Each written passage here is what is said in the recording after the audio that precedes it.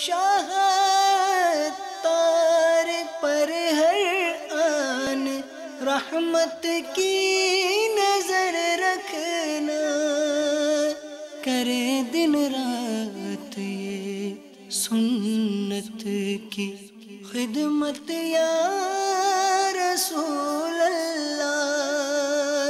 الحمد للہ رب العالمین والصلاة والسلام على سید المرسلین، اما بعد فاعوذ باللہ من الشیطان الرجیم، بسم اللہ الرحمن الرحیم۔ الصلاة والسلام علیک یا رسول اللہ وعلى آلک واصحابک یا حبیب اللہ، الصلاة والسلام علیک یا نبی اللہ وعلى آلک واصحابک یا نور اللہ۔ میٹھے میٹھے اسلامی بھائیوں اور اسلامی بہنوں، الحمدللہ عز و جل خالق کائنات جل جلالہ کی زمین پر عشق رسول صلی اللہ تعالی علیہ وآلہ وسلم کا مدنی جام تقسیم کرنے والے ایسے مرد کامل اب بھی موجود ہیں جو فیشن کی آفت میں گرفتار لوگوں کو پیارے مصطفیٰ صلی اللہ تعالی علیہ وآلہ وسلم کی سنت کریمہ کا اسیر بنانے کے خواہاں ہیں۔ یہ اللہ عز و جل کا خاص کرم ہے کہ اس نے ہمیں اس پرفتن دور میں تبلیغ قرآن و سنت کی عالمگیر غیر سیاسی تحریک دعوت اسلامی کا مدنی ماحول اور شیخ طریقت امیر اہل سنت ابو بلال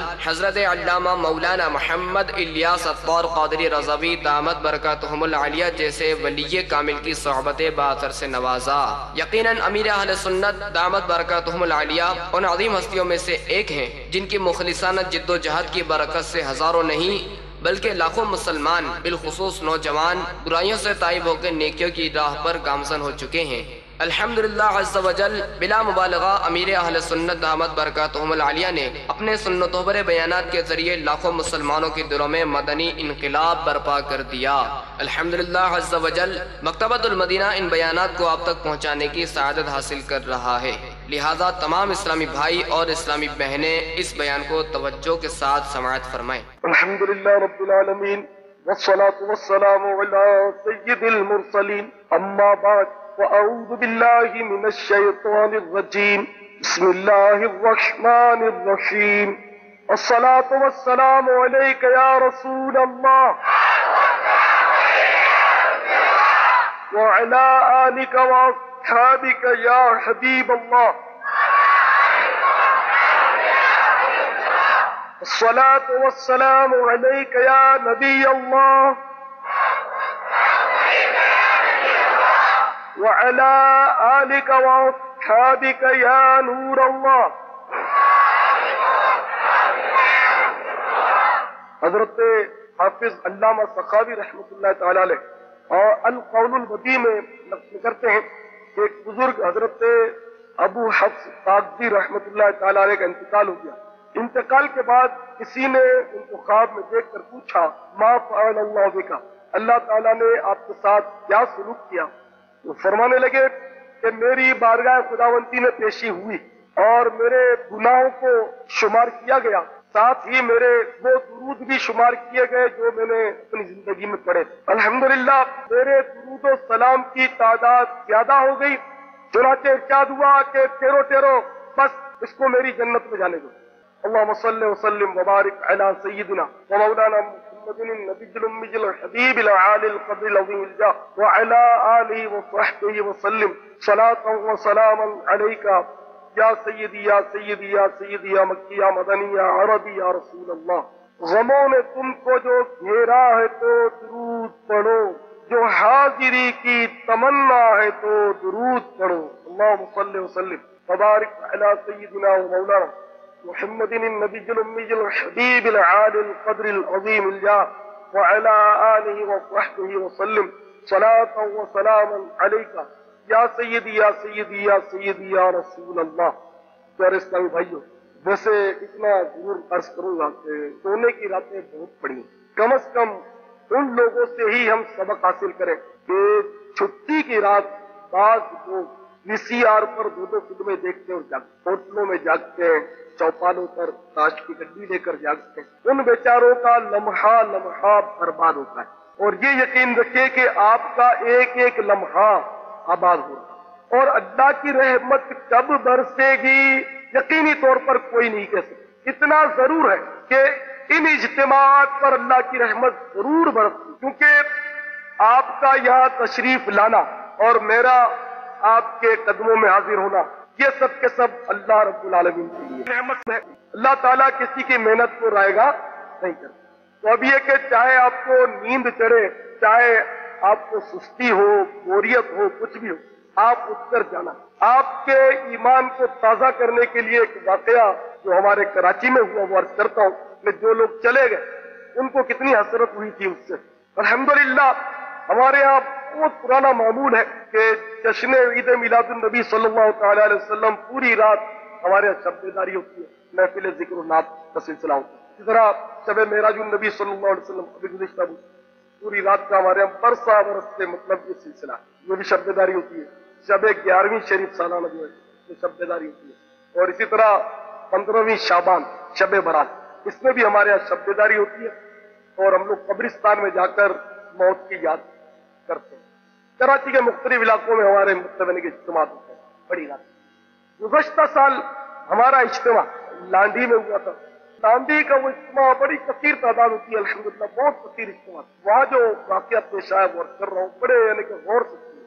مجھے ایک اسلامی بھائی نے مطلب بتایا، اس کا انداز بھی میں عرض کروں تھوڑا سا، کہ اس نے کئی ماہ کے بعد، بلکہ ابھی حال ہی مجھے بتایا، سمجھو مہینہ 1.5 مہینہ ہوا، وہ مطلب انتظار کرتا رہا۔ اس نے مجھے بتایا کہ میں کئی بار پیر کو میں اپنی مسجد میں بیٹھتا ہوں اپنے بھائیوں سے ملاقات کی غرض سے، پیر کو کئی بار آیا لیکن بولے میری ہمت نہیں، پھر پرچی لکھ کر دے، کسی کو آگے بلایا۔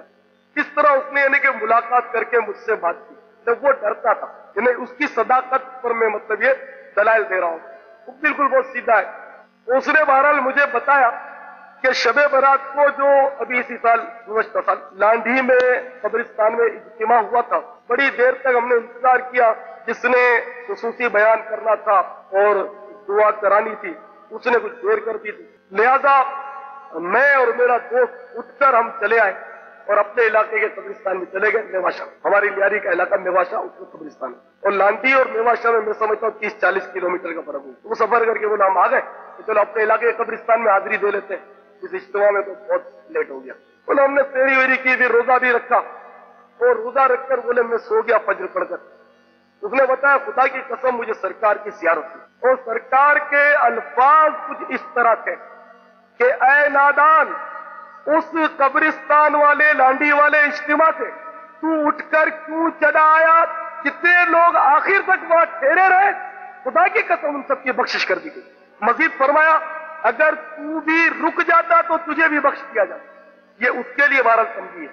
خیر میں نے اس کو بہت مطلب کوشش کی سمجھانے کی، میں نے کہا تم سرکار کے قدموں سے لپٹ جاتا، سرکار مجھ پر کرم کر دیں گے۔ اتنا سیدھا ہے کہ میری بات نہیں سمجھا۔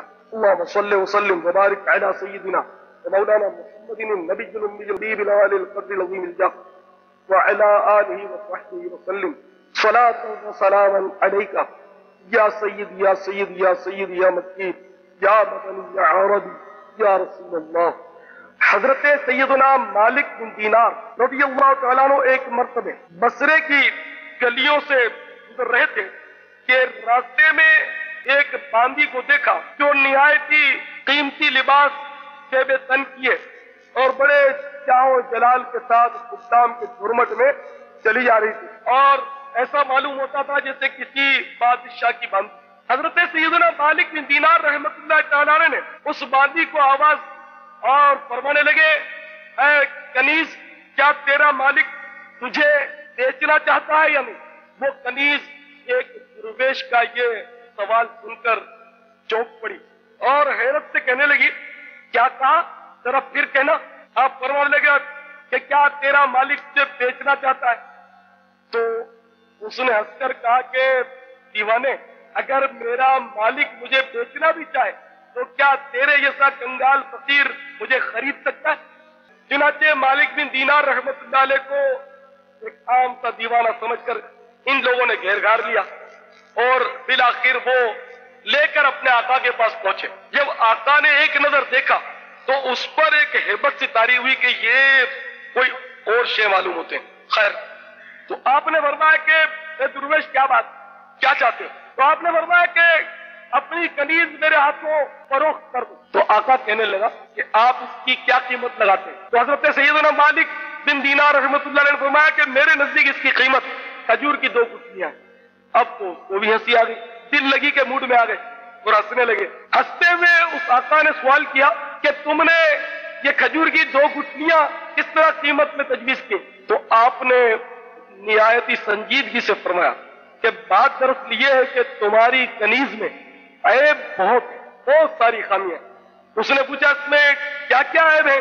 فرمانے لگے اگر یہ عطر نہ لگائے تو بدبو آنے لگے، اگر دانت صاف نہ کرے تو منہ میں سے سرانڈ آنے لگے، اگر بالوں میں تیل نہ ڈالے، کنگھی نہ کرے تو اس کے بال پریشان ہو جائیں، یعنی بکھر جائیں اور بے تکے سے لگے اور اس میں جوئیں پڑ جائیں اور سر میں سے بو آنے لگے، ذرا عمر بڑی ہو جائے گی تو یہ بوڑھی ہو جائے گی کہ منہ لگانے کے قابل بھی نہ رہے گی، ہر قسم کی گندگیاں مثلاً تھوک، رال، رینت، چوہے وغیرہ اس کے ناک سے نکلتے ہیں، بڑی گندگیاں اس کے بدن سے خارج ہو، رنج و غم مصیبتیں اس کو پیش آتی ہیں، خود غرض اتنی ہے کہ محض اپنی غرض سے تجھ سے محبت ظاہر کرتی ہے، محض اپنے راحت و آرام کی خاطر تجھ سے الفت کا ڈھونگ رچاتی ہے، آج اگر کوئی تکلیف تجھ سے پہنچ جائے ساری محبت ختم ہو جائے، انتہائی بے وفا ہے، اس کی ساری محبت جھوٹی ہے، اگر وہ اس کو بیچ دے گا تو جس کے پاس جائے گی اس سے بھی ایسی محبت کا اظہار کرے گی جیسا تجھ سے کر رہی ہے، اور اس کے پہلو میں بیٹھ جائے گی میرے پاس اس سے 1000 درجے بہتر کنیز ہے۔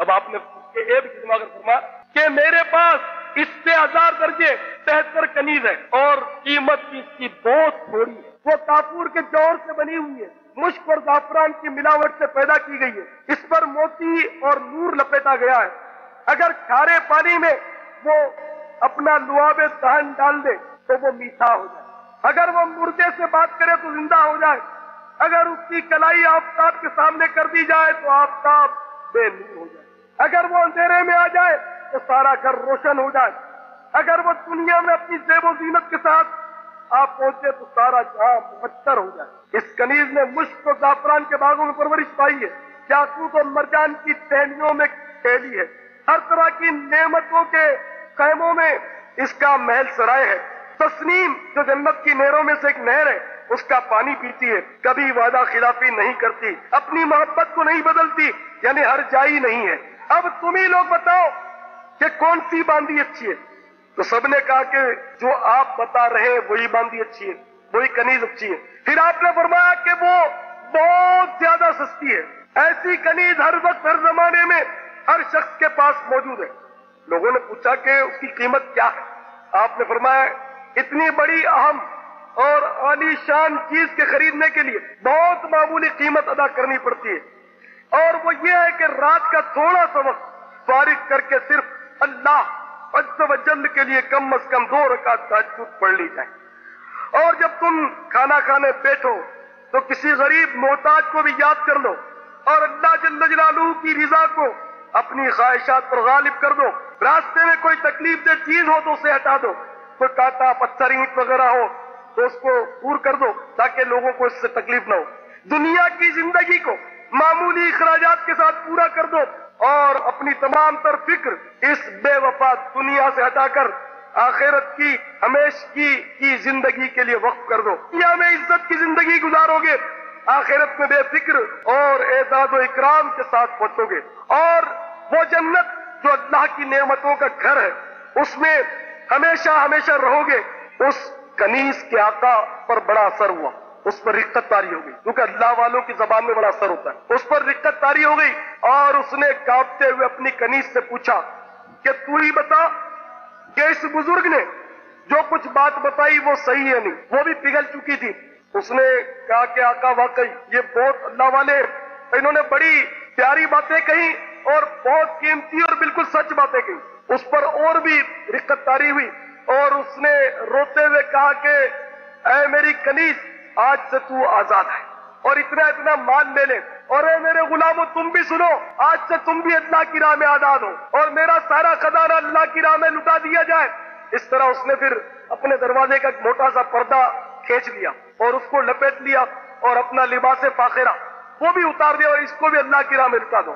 جب یہ حال دیکھا تو وہ کنیز کہنے لگی کہ آقا مجھے بھی اپنے ساتھ کر لو کہ میں بھی آج سے دنیا کے ان مطلب لہو و لعب سے توبہ کرتی ہوں اور آج سے मैं भी अल्लाह अल्लाह में अपनी जिंदगी बसर करूंगी। चुनाचे हजरत मालिक बिन दीनार रहमतुल्लाह अलैह ने इनको बड़ी दुआएं दी और रुखसत हो गए, और ये दोनों हजरात जो थे वो आका और बांदी अल्लाह की याद में मशगूल हुए और इसी तरह उनका इंतकाल हुआ। तो मेरे प्यारे इस्लामी भाइयों, इस वाक़े में किस कदर दरसे इबरत है। इस कनीज को, अब तो खैर वो कनीजों का दौर नहीं है, पहले गुलाम और कनीज बिकते थे, उसके शराइत थे, अब तो ये दौर नहीं है।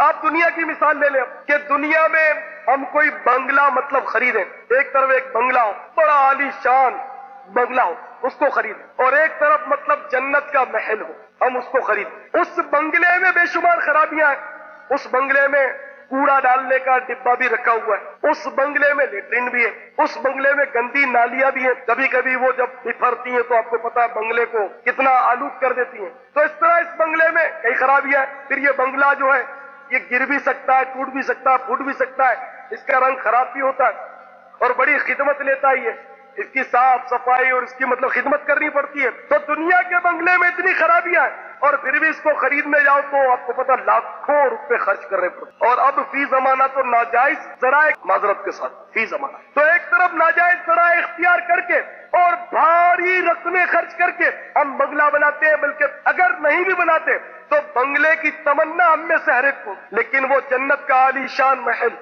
के जो निहायत ही आसानी से मिल जाता है, उसकी किसी को तमन्ना नहीं, वो उसके लिए कोशिश नहीं करता, बहुत आसानी से। मसलन कोई शख्स बाजार में गुजर जाए और ये दुआ पढ़ ले, ला इलाहा इल्लल्लाह वहदहु ला शरीक लह लहुल मुल्क व लहुल हम्दु युहयी व युमीतु बियदिल खैर व हुवा अला कुल्लि शैइन कदीर, ये दुआ पढ़ ले तो एक हदीस के मुताबिक उसको लाख नेकियां मिलेगी। एक हदीस में ये भी अल्फाज है कि उसके लिए जन्नत में एक महल तैयार किया जाएगा। ये महल बनाने के लिए किसी को कोई मतलब कोई तड़प ही नहीं, कोई तलब नहीं, तड़प नहीं, कोई ख्वाहिश नहीं, और हम में से भारी अक्सरियत को ये याद भी नहीं, अगर याद भी हुआ तो बाजार में जाकर पढ़ना याद नहीं। तो मेरे प्यारे इस्लामी भाइयों, इस दुनिया में हम इतने मगन हो गए कि अपने हकीकी घर को भूल गए और अपनी आमद का मकसद भूल गए। हमारी मिसाल यूं समझिए कि हमें अनकरीब हमारी मतलब फ्लाइट है और हम इमिग्रेशन करा के इंतजार गाह में आ गए, और जाहिर है कि जब इंतजार गाह में वेटिंग रूम में जब कोई बंदा आता है तो वो यकीनन अपना सामान बांध के रखता है और बिल्कुल चाको चौमन रहता है कि अभी मतलब कि वो हवाई जहाज के लिए गेट खुलेगा और मैं हवाई जहाज में जाकर सवार हो जाऊंगा। वो वेटिंग रूम की न सफाई में लगा रहता है, ना उसकी देखभाल में लगा रहता है, ना उसमें हिरता फिरता है, बल्कि जो समझदार होता है वो चाको चौबंद रहता है कि मेरा कोई बैग या मेरा कोई मतलब सामान इसमें न रह जाए, मुझे तो सफर करना, मेरी मंजिल ये नहीं, ये तो वेटिंग। तो जिस तरह वेटिंग रूम की सजावट और वेटिंग रूम की खिदमत ये मतलब यानी कि हमाकत तसव्वुर की जाती है, इसी तरह सही बात यही है कि ये दुनिया जो है ना ये बिल्कुल वेटिंग रूम है, इंतजार गाह है। इस दुनिया में सिर्फ और सिर्फ हमें बहुत बड़े सफर की तैयारी करनी है। किसी ने 60 साल इसमें वेटिंग रूम में गुजार रहा है, किसी ने 70 साल गुजारने इस वेटिंग रूम में, कोई 20 साल गुजार कर चला जाता है, कोई 15 साल गुजार कर चला जाता है, कोई 25 साल गुजार कर चला जाता है इस वेटिंग रूम में। तो वक्फा बड़ा, हमारी नाकिस समझ के मुताबिक वक्फा बड़ा है, लेकिन हकीकत यह है कि ये वक्फा बहुत छोटा है। बचपन में मैं अपने बचपन को याद करता हूं, जब मैं छोटा था तो मैंने कई बूढ़े देखे थे, कई बूढ़े लोग देखे थे। आज मेरे ख्याल में शायद ही उन बूढ़ों में से कोई जिंदा हो, इसका इंतकाल हो गया, उसका इंतकाल हो गया, उसका इंतकाल हो गया, ये सुनकर अपने बचपन में जिनको अधेड़ उम्र में देखा था, अगर वो जिंदा बच भी गए तो अब बेचारों की कमर झुक गई, अब इनका कोई भाव भी नहीं पूछता, ऐसे बुढ़े हो। और जिनको अपने बचपन में मैंने जवानी में देखा था, अब या तो वो अगर जिंदा भी है तो अधेड़ उम्र के या बूढ़े, क्या उनकी जिंदगी की शाम भी ढलने वाली अनकरीब। तो इसी तरह आज जो मुझे जवान देखते हैं, छोटे छोटे बच्चे जो जवान देखते हैं, कल ज़ाहिर ये भी मेरे किस्से सुनाएंगे अगर कोई काबिल जिक्र किस्सा हुआ कि भाई हमने उसको देखा था, ये था वो था, लेकिन मैं तो अपने अमाल में गिरफ्तार हो चुका हूं, अल्लाह की रहमत ही होगी इंशाअल्लाह। तो मेरे प्यारे इस्लामी भाइयों, यकीनन ये इंतजार का है।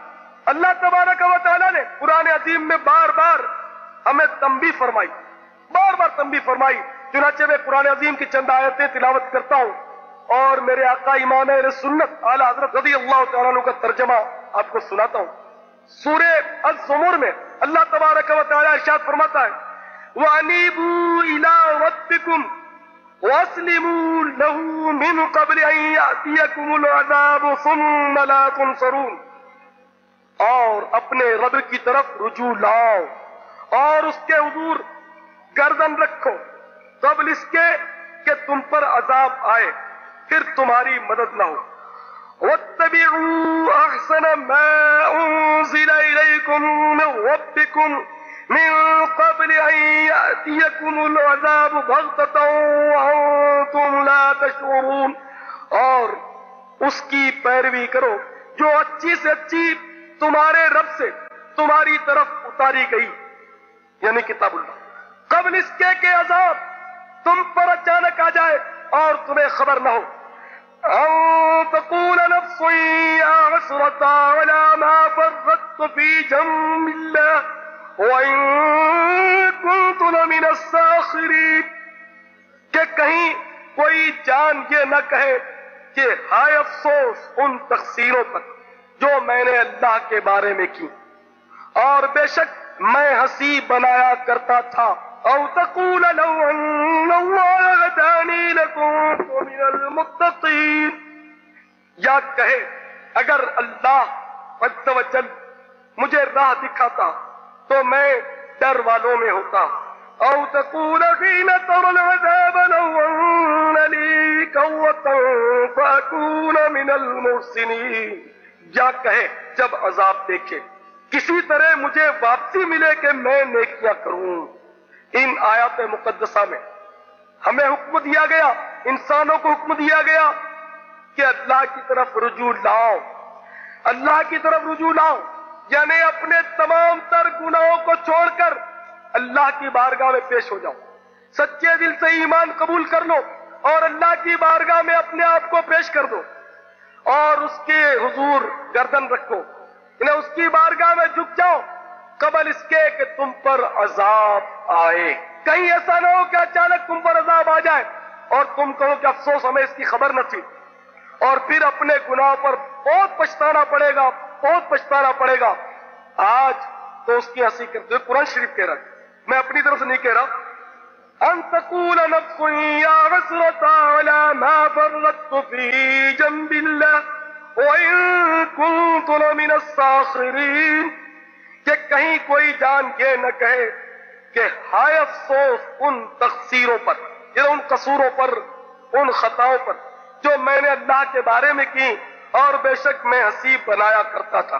آج اگر کوئی پینٹ کے اندر اپنی شرٹ ڈال دے کسا کسایا اور پٹاخ پٹاخ بوٹ پٹختا ہوا چلا جا رہا ہو تو اس زمانے میں وہ معزز سمجھا جاتا ہے، اور اگر کوئی بیچارہ مدینے کا مستانہ اپنے چہرے پر داڑھی سجائے، اپنے سر پر عمامہ شریف سجائے، زلفیں بڑھائے، سادہ لباس پہن کر، اسلامی لباس پہن کر، سنتوں کا لباس پہن کر اگر جا رہا ہو تو آج وہ کسی کو ایک آنکھ نہیں بھاتا۔ مجھے پنجاب سے ایک لیٹر آیا، اس میں تھا کہ میرے لڑکے کو سمجھاؤ، اس نے داڑھی رکھ لی ہے اور لمبے لمبے بال رکھ لیے، ہمارے خاندان میں ہماری عزت کا سوال ہو گیا، اس کو سمجھاؤ کہ وہ داڑھی کٹوا دے اور لمبے لمبے بال کٹوا دے۔ اس نے 2 مجھے لفافے ڈالے اس باپ نے کہ میرے لڑکے کو سمجھانے کا لیٹر لکھو اور مجھے بھی اس کا مطلب یہ کہ جواب بھیجو کہ تم نے میرے لڑکے کو کیا لکھا۔ اب بتائیے میں کیا جواب؟ اپنے آپ کو مسلمان کہلانے والا مجھے خط لکھ رہا ہے کہ میں کہہ دوں کہ تو داڑھی منڈا دے اور دشمنان مصطفیٰ جیسی شکل بنا، کیوں تو مسلمانوں جیسی شکل بنا بیٹا، اور آقا کی سنت جیسے بال تو نے کیوں رکھے، انگریزی بال بنا۔ میں یہ لکھوں اس کو، اس باپ کو یہ امید تھی، اس نے مار پیٹ کر جب وہ تھکا ہارا تو مجھے اس نے لکھا یاد۔ ایک لڑکے کو دیکھتا ہوں مجھے بڑا اس پر پیار آتا ہے، اس کو اس کے 3 جوان بھائیوں نے بہت مارا، بہت مارا، اتنا مارا کہ اس کے ہونٹ وونٹ سجا دیے۔ میں نے اس کو دیکھا تھا ہونٹ وونٹ سارے سجے ہوئے۔ آپ سمجھتے ہوں گے کہ اس نے شاید کوئی خطا کر لی ہوگی، گھر میں لڑائی کر بیٹھا ہوگا، پیسے اسے چرا لیے ہوں گے، نہیں، اس کا قصور یہ ہے کہ وہ دعوت اسلامی کے اجتماع میں آتا ہے اور وہاں سے متاثر ہو کر اس نے داڑھی رکھ لی ہے، تو اس لیے اس کے بھائیوں نے مارا، اس کو سجا دیا ہونٹ وونٹ اس کے کہ تو داڑھی کٹواتا۔ لیکن اس کی بھی ہمت ہے کہ نہ وہ داڑھی کٹواتا ہے نہ ماما شریف چھوڑتا ہے، وہ بھی مار کھا رہا ہے، اس کا بھی جذبہ بلا لیا۔ ایک نہیں اس کی 20 مثالیں اس ماحول میں آ کر دعوت اسلامی کے، یعنی کہ ایک تو شیطان کا مقابلہ کرنا پڑ رہا ہے، پھر پتہ نہیں کتنے کتنے مطلب یعنی کہ ہنگامے مطلب ہے جن سے مقابلہ کرنا پڑ رہا ہے۔ آج ہر باپ یہی چاہتا ہے کہ میرا بچہ جب بڑا ہو جائے، نہیں میرا بچہ بڑا ہو کر انجینئر بنے یا ڈاکٹر بنے اور خوب دولت کما کر لائے، لیکن آپ نہیں دیکھتے کتنے بچے ایسے ہوتے ہیں کہ جن کو بڑا ہونا ہی نصیب نہیں ہوتا۔ کئی نوشی گفتہ پھول ہیں جو کھلنے سے پہلے کملا جاتے ہیں، مرجھا جاتے ہیں، مسل دیے جاتے ہیں۔ ابھی ہمارے علاقے میں لیاری کے وہ بچہ امتحان دے رہا تھا 10 سال کا، تو آپ کو پتا ہے گردن توڑ بخار چلا آج کل، جس کی دیکھو وہ گردن پکڑ لیتے، اور جناب والا ڈاکٹر کہے وہی بات سچی ہوتی ہے۔ اللہ کا حبیب ہمیں جہنم کی تکلیفوں سے بچانا چاہتا ہے، ہماری اس سڑی ہوئی عقل میں نہیں آتا، لیکن ڈاکٹر کہتا ہے کہ فلاں انجیکشن لگا لو تمہیں گردن توڑ بخار نہیں آئے گا، تو وہ لائن لگی ہوئی ہے۔ میں یہ نہیں کہتا کہ نہ لگوائیں، اب ایک نہیں 2 لگوائیں، لیکن میں آپ کو بتاتا ہوں تو وہ امتحان مطلب بچہ دے رہا تھا، تو یہ سوچا کہ چلو یہ امتحان دے لے، پھر اس کو ڈاکٹر انجینئر بنانا ہے اپن کو، تو امتحان دے لے پھر اس کو انجیکشن لگوائیں گے تاکہ گردن توڑ بخار اس کو نہ ہو۔ چنانچہ جب وہ امتحان سے فارغ ہو گیا تو ماں اس کو انجیکشن لگوانے لے گئی تاکہ اس کو گردن توڑ بخار رہا ہے، تو وہ انجیکشن لگا دیا، اس مننے کو ریئیکشن ہو گیا، منا ٹھنڈا ہو گیا۔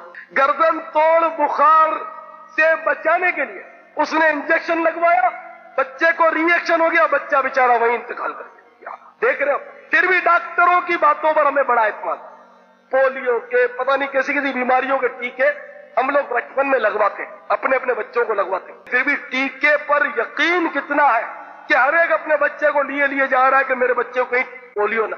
انہیں ڈاکٹر جو کہتے ہیں، سائنٹسٹ جو کہتے ہیں، ان کی باتوں پر بڑا اعتماد، حالانکہ ان کی باتیں بدلتی رہتی، ان کی تھیوری بدلتی رہتی ہے، اور اللہ کے حبیب صلی اللہ تعالی علیہ وسلم کی بتائی ہوئی تھیوری، آپ کا بتایا ہوا فارمولہ کبھی بدلتا ہی نہیں، کبھی نہیں بدلتا۔ ایک بار ایک صحابی سرکار کی خدمت میں حاضر ہوئے، عرض کیا یا رسول اللہ صلی اللہ علیہ وسلم میرے بھائی کو دست لگ گئے، آپ نے فرمایا کہ اس کو شہد پلاؤ، اس نے جا کر شہد پلایا۔ پھر حاضر ہوا، عرض کیا یا رسول اللہ صلی اللہ علیہ وسلم دست اور بڑھ گئے، تو آپ نے فرمایا جاؤ اس کو شہد پلاؤ، پھر اس نے شہد پلایا۔ پھر دوڑتا ہوا حاضر ہوا، عرض کیا یا رسول اللہ صلی اللہ علیہ وسلم کو دست اور بڑھ گئے، آپ نے فرمایا جاؤ شہد پلاؤ، پھر جا کر اس نے شہد پلایا۔ پھر آیا اور عرض کیا یا رسول اللہ صلی اللہ علیہ وسلم اب تو دست کے مارے اس کا برا حال ہو چکا ہے، کتنے دست پڑ گئے؟ تو میرے آقا صلی اللہ تعالی علیہ وسلم کو جلال آیا، آپ نے فرمایا میرا رب سچ کہتا ہے تیرے بھائی کا پیٹ جھوٹا ہے، جا اس کو شہد پلا۔ پھر فرمایا شہد، پھر اس نے جا کر شہد پلا، صحابہ کرام کو اعتماد تھا سرکار، پھر جا کر شہد پلا تو وہ بھائی ٹھیک ہوئی۔ دیکھا طبیبوں کے طبیب اللہ کے حبیب صلی اللہ تعالی علیہ وسلم کا فارمولہ تبدیل نہیں، اور ہمارا فارمولہ تبدیل ہو جاتا ہے، ہمارے ڈاکٹروں کا فارمولہ تبدیل ہو جاتا ہے، کبھی یہ دوائی دیتے ہیں، کبھی وہی دوائی دیتے ہیں، کبھی دوسری، کبھی تیسری، کبھی چوتھی، اور دوائیاں ان کی بدلتی رہتی ہیں، پھر سمجھ میں نہیں آتا کسی اسپیشلسٹ کی طرف وہ مطلب ریفر کر دیتے ہیں، پھر اسپتال کی طرف مطلب یعنی کہ رجوع کرایا جاتا ہے، اور پھر بھی بڑے بڑے ڈاکٹروں کی سمجھ میں بعض اوقات بیماری آتی نہیں اور بندہ آئیڈیا رگڑ رگڑ کر دنیا سے چلا جاتا۔ تو میرے پیارے اسلامی بھائیوں، پھر بھی ان دنیا والوں کے فارمولے پر بڑا اعتماد۔ اگر کوئی انجینئر یہ کہہ دے کہ یہ بلڈنگ 6 مہینے میں ٹوٹ جائے گی، پھوٹ جائے گی، گر جائے گی، تو اس بلڈنگ میں رہنے کے لیے کوئی تیار نہیں، لیکن اللہ تعالیٰ کا حبیب اگر یہ کہہ دے کہ تم عنقریب موت کا شکار ہوگے اور نزا کے وقت تمہیں یہ تکلیفیں ہوں گی، اور قبر، اندھیری قبر تمہیں اس طرح دبائے گی کہ جس پر اللہ ناراض ہوا اس کی پسلیاں ٹوٹ کر ایک دوسرے میں پیوست ہو جائیں گی۔ اللہ کا حبیب فرما دے کہ یہ قبر کسی کے لیے جنت کا باغ ہے تو کسی کے لیے جہنم کا گڑھا ہے۔ تو میرے پیارے اسلامی بھائیوں، پھر بھی ان باتوں کی طرف ہماری کوئی توجہ نہیں۔ یاد رکھیے آج زندگی ہے، آج موقع ہے، اگر ہم نے کچھ کر لیا فبہا، ورنہ پھر موقع نہیں ملے گا۔ دیکھیے اللہ کا کلام پڑھ کر میں نے آپ کو سنایا کہ پھر جب موقع ہاتھ سے نکل جائے گا تو پھر جب عذاب دیکھے گا بندہ تو وہ کیا کہے گا؟ لَوْ أَنَّ لِي كَرَّةً فَأَكُونَ مِنَ الْمُحْسِنِينَ، کسی طرح مجھے واپسی ملے کہ میں نیکیاں کروں. یہ اللہ کا کلام کیا ہے، کسی طرح مجھے واپسی ملے کہ میں نیکیاں کروں. یا اللہ میں دنیا میں نماز نہیں پڑھتا تھا، اے مولا یہ موت آ گئی، یہ سانپ اور بچھو میری طرف بڑھ رہے، اب مجھے واپسی مل جائے تاکہ میں اب نماز نہیں چھوڑوں گا، اب نماز پڑھوں. اے مولا مجھے کیا پتا تھا کہ VCR سے اٹھا کر مجھے اندھیری قبر میں پھینک دیا جائے گا. اے پروردگار میری آنکھوں میں آگ مت ڈال. اب پتا چلا، حدیث شریف تو بارہا سنی تھی کہ جو اپنی آنکھ کو حرام سے بھرے گا، اے VCR پر فلمیں دیکھنے والوں، A T V per drama دیکھنے والوں، اے فلموں کے شائقین، اے بدنگاہی کرنے والوں، کان کھول کر سن لو کہ جو اپنی آنکھ حرام سے بھرے گا اس کی آنکھ کو آگ سے بھرا جائے گا. جب قبر میں آنکھ میں آگ ڈالی جانے لگے گی، پھر کہیں ایسا نہ ہو کہ چلانا پڑ جائے کہ اللہ مجھے خبر نہیں تھی، اے مالک و مولا اب مجھے واپس بھیج دے تاکہ اب میں نیکیاں کر لوں اور ان گناہوں سے میں بچ جاؤں. لیکن پھر موقع نہیں ملے گا. دیکھیے قرآن کی اس آیت کو بار بار سنیے اور اپنے ذہن میں بٹھائیے. لو ان لی کرۃ فاکون من المحسنین، کسی طرح مجھے واپسی ملے کہ میں نیکیاں کروں. اے مولا مجھے واپس بھیج دے، اب گانے نہیں سنوں گا. مجھے خبر نہیں تھی کہ مجھے حرام سننے کی وجہ سے میرے کانوں میں پگھلا کر سیسا ڈالا جائے گا. اے مولا کریم مجھے واپس بھیج دے، اب گالیاں نہیں بکوں گا. مجھے کیا پتا تھا کہ گالیاں بکنے کی وجہ سے بچھو میری زبان پر چپک جائے گا. اے مولا کریم اب مجھے دنیا میں بھیج دے.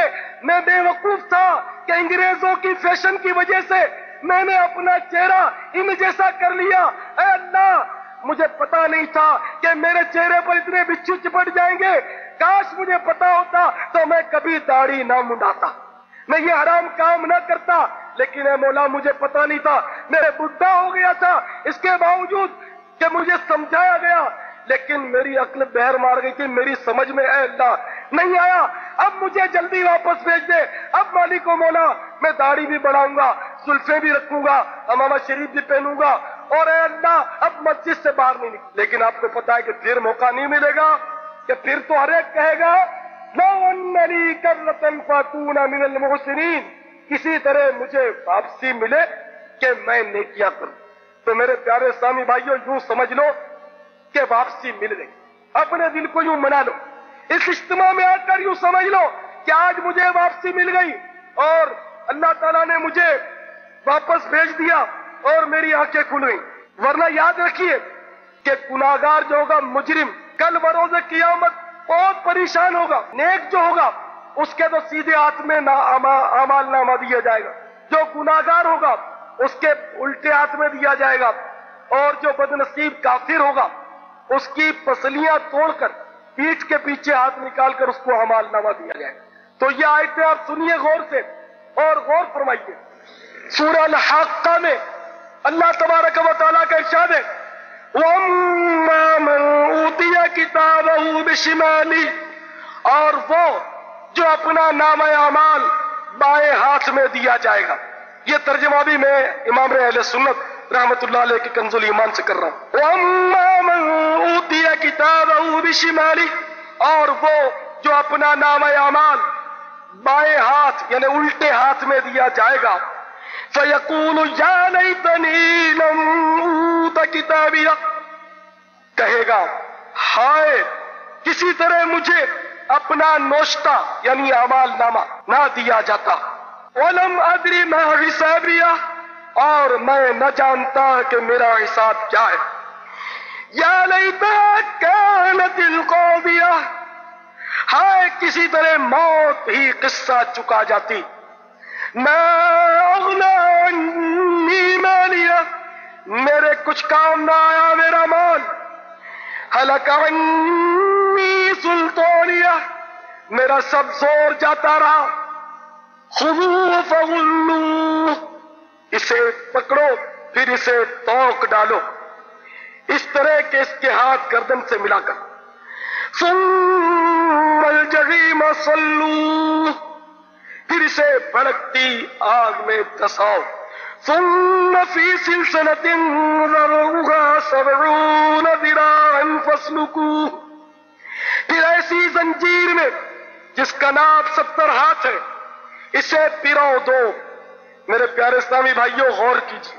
مجرموں کو کل بروز قیامت بائیں ہاتھ میں اعمال نامہ جب دیا جائے گا اس قدر حسرت ہوگی، اس قدر حسرت ہوگی، وہ کہے گا کہ کاش میرے ہاتھ میں اعمال نامہ دیا ہی نہ جاتا، اے کاش مجھے اپنا حساب پتہ ہی نہ چلتا، اے کاش میں موت سے جب ہم کنار ہوا تو موت میرا قصہ چکا جاتی، اے کاش میں مرنے کے بعد زندہ نہ کیا جاتا. خدا بندی ہوگا اسے پکڑ لو. چنانچہ فرشتے اسے پکڑ لیں گے اور فرمایا جائے گا کہ اسے پکڑ لو اور اسے زنجیروں میں پیرو لو. چنانچہ فرشتے اس کو پکڑ لیں گے اور